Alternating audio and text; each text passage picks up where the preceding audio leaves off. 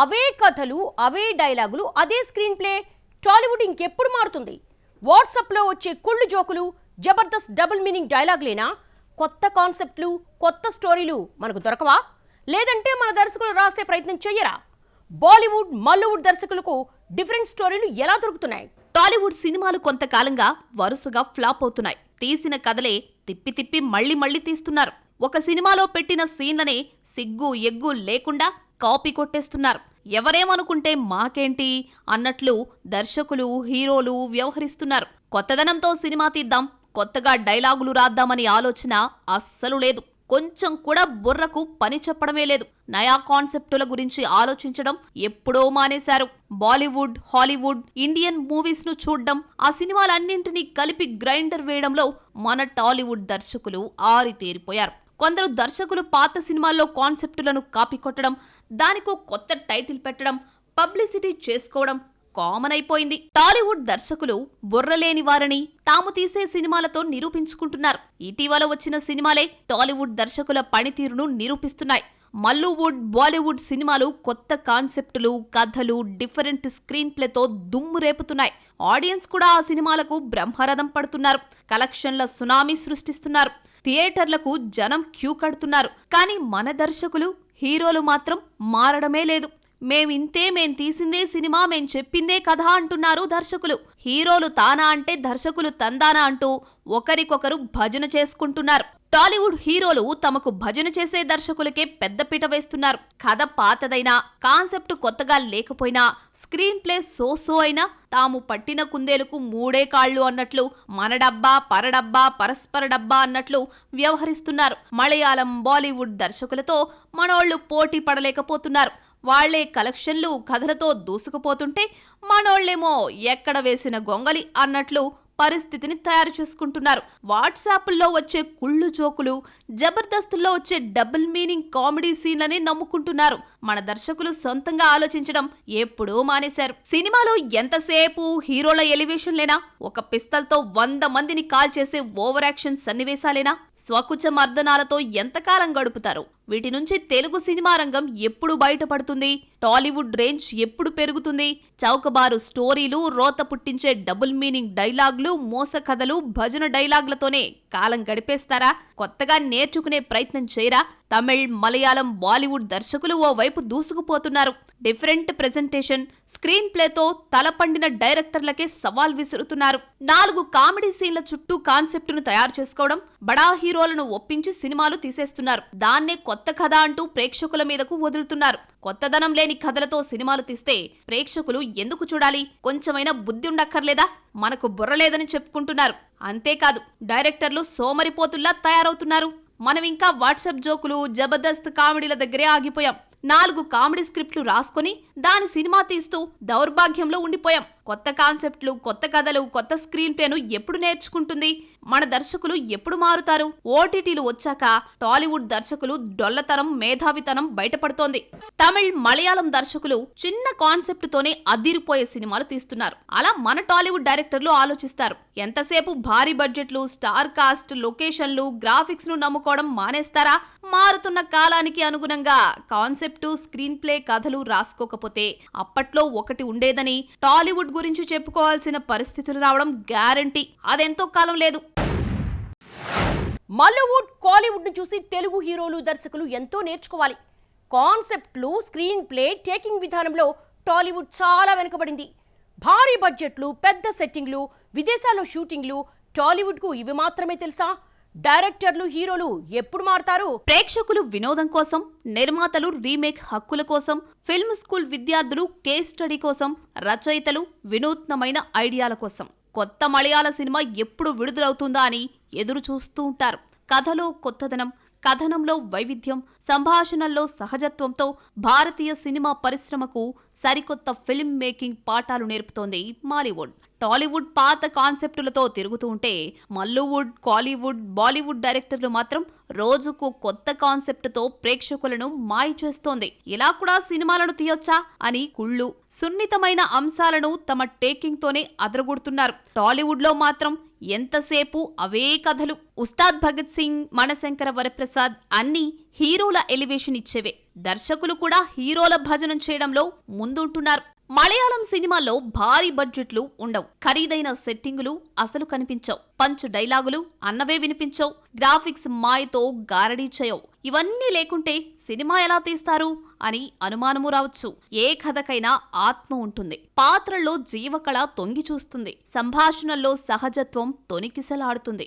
ఆలు మగలు మాట్లాడుకున్నట్టు, ప్రేమికులు ఊసులు చెప్పుకుంటున్నట్టు, ఇరుగు పొరుగు ముచ్చట్లు పెట్టుకున్నట్టు అతి సహజంగా సాగిపోతాయి. కాకపోతే కథ వేగం అందుకోవడానికి కొంత సమయం పడుతుంది అంతే. కొన్నిసార్లు అసలు కథ అనేది ఉందా అనే అనుమానము కలుగుతుంది. అదే మలయాళం దర్శకుల మాయ. కథ ఉంటుంది, స్క్రీన్ ప్లే ఉంటుంది, సస్పెన్స్, సహజత్వం ఇలా అన్నీ ఉంటాయి. ఎక్కడా స్టార్లు కనిపించరు, అన్ని పాత్రలే కనిపిస్తాయి. ఎవరూ నటించరు, ఆ పాత్రలో పరిపూర్ణంగా జీవిస్తారు. అదే మన తెలుగు సినిమాలో అయితే భారీ సెట్టింగులు, గ్రాఫిక్స్, డైలాగ్లు ఇలా ఒకటేమిటి అన్ని హీరోలకు ఎలివేషన్ ఇచ్చేవే. డైరెక్టర్లు కూడా హీరోలను దృష్టిలో పెట్టుకునే కథలు రాస్తూ ఉన్నారు.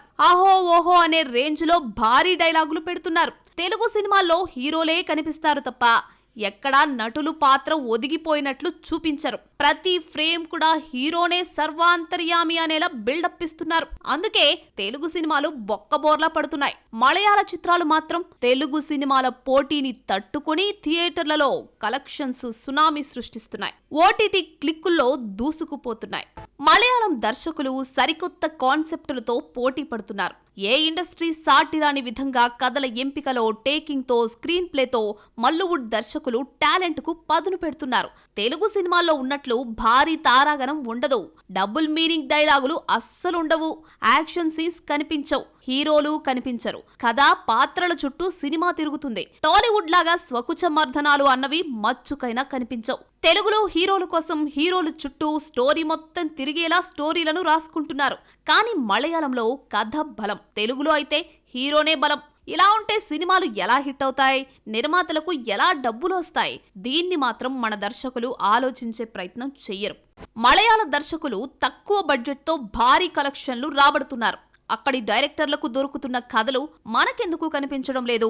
వాళ్లలా మన దర్శకులు ఆలోచించడం లేదు. కొత్త కాన్సెప్టులు ముట్టుకుంటే పరాభవం ఎదురవుతుందని భయపడుతున్నారు. 2018 175 కోట్లు కొల్లగొట్టడమే కాదు, ఆస్కార్ కు షార్ట్ లిస్ట్ అయింది. పారడైజ్ అనే సినిమా ఇంటర్నేషనల్ ఫిల్మ్ ఫెస్టివల్స్ లో కూడా ఆడింది. దృశ్యం సిరీస్ ఎన్ని రికార్డులు సృష్టించిందో ప్రత్యేకంగా చెప్పాల్సిన అవసరమే లేదు. మాలీవుడ్ లో భారీ బడ్జెట్ చిత్రాలు తక్కువే. ఫారిన్ లొకేషన్లు, ఖరీదైన సెట్టింగ్లు పెద్దగా కనిపించవు. చాలా సినిమాలు ఓ పల్లె చుట్టుపక్కలో, ఓ ఇంటి పరిసరాల్లోనో తిరుగుతాయి.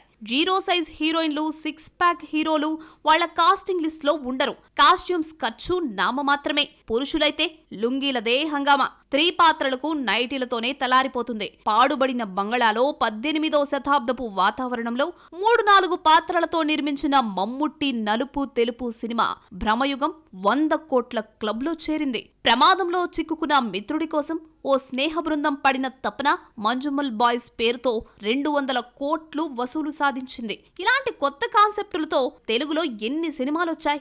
ఎంతమంది హీరోలు కొత్తదనానికి రెడ్ కార్పెట్ పరిచారు అంటే సమాధానం లేదు. అలాంటి ప్రయత్నం చేయడానికి కూడా సాహసించడం లేదు.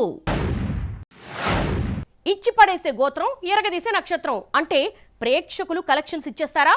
సినిమాలు హిట్ చేస్తారా? కథా కథనం అక్కర్లేదా? మలయాళం దర్శకులకు రాని కొరత మనకే ఎందుకు వస్తుంది కథల విషయంలో?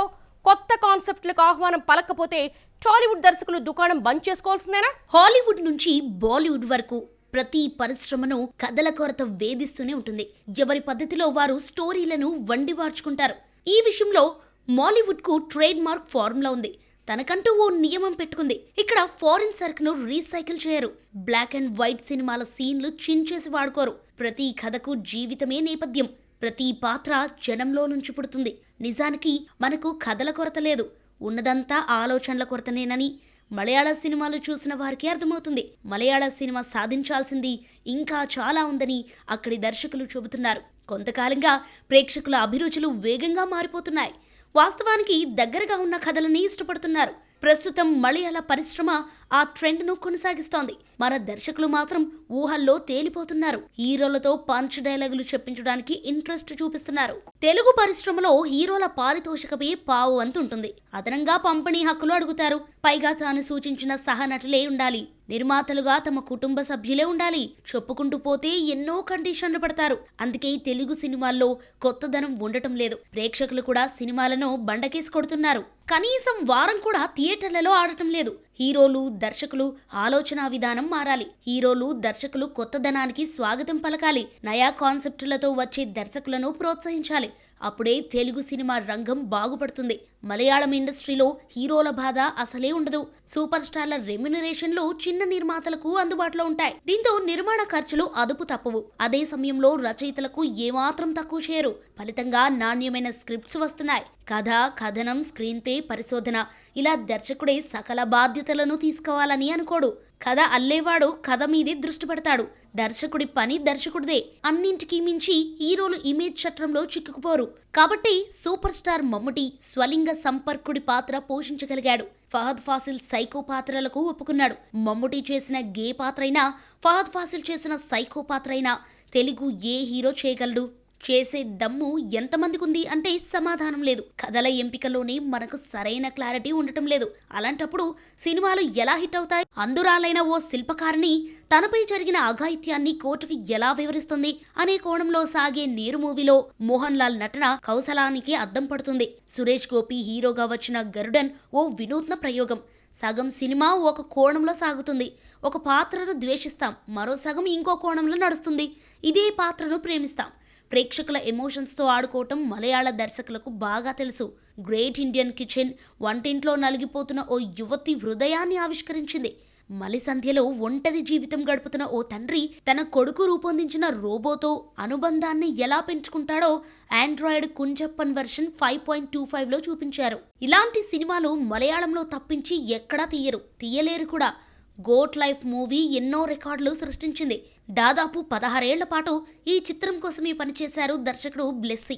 ఎంత ఒత్తిడి వచ్చినా సరే ఇంకో ప్రాజెక్టు తీసుకోలేదు. సినిమాపై అంత ఫోకస్ చేసినందునే భారీ కలెక్షన్లు సాధించింది. గోట్ లైఫ్ సరికొత్త బెంచ్ మార్క్గా నిలిచింది. అయ్యప్పన్ కోశ్యం గురించి ఎంత చెప్పినా తక్కువే. ఒక పోలీస్ ఆఫీసర్, రిటైర్మెంట్ ఆర్మీ పర్సన్లు ఒకరికొకరు డి అంటూ పవర్, ఈగో, బలాబలాలను చూపించుకుంటారు. సినిమా ఆద్యాంతం ఉత్కంఠభరితంగా సాగుతుంది. ఈ చిత్రాన్నే తెలుగులో భీమ్లా నాయక్గా రీమేక్ చేశారు. మలయాళంలో హిట్ అయిన ఎన్నో సినిమాలను తెలుగులో రీమేక్ చేశారు. కొన్నింటిని డబ్బింగ్తో రిలీజ్ చేశారు. అన్నీ హిట్ అయ్యాయి. అలాంటి పని తెలుగు దర్శకులు ఎందుకు చేయటం లేదంటే సమాధానాలు లేవు. తెలుగు ప్రేక్షకులు మలయాళం, తమిళ సినిమాలకు బాగా అలవాటు పడుతున్నారు. కాన్సెప్ట్, కథ, స్క్రీన్ ప్లేను ఎక్కువగా చూస్తున్నారు.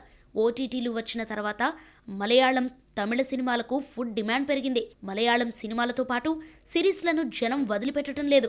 తెలుగు ప్రేక్షకులు బాగా కనెక్ట్ అయ్యారు. ఇప్పటికే టాలీవుడ్ హీరోలు, దర్శకులు కొత్త కాన్సెప్ట్లు, కథ, స్క్రీన్ ప్లే ఫోకస్ చేయకపోతే హీరోలు, దర్శకులను పట్టించుకోవడం మానేస్తారు. ఎలాగో ఓటీటీలు ఉన్నందున చక్కగా మలయాళం, కోలీవుడ్, బాలీవుడ్ సినిమాలని చూస్తారు. ఇప్పటికైనా టాలీవుడ్ హీరోలు, దర్శకుడు ఆలోచన విధానం మార్చుకోవాలి.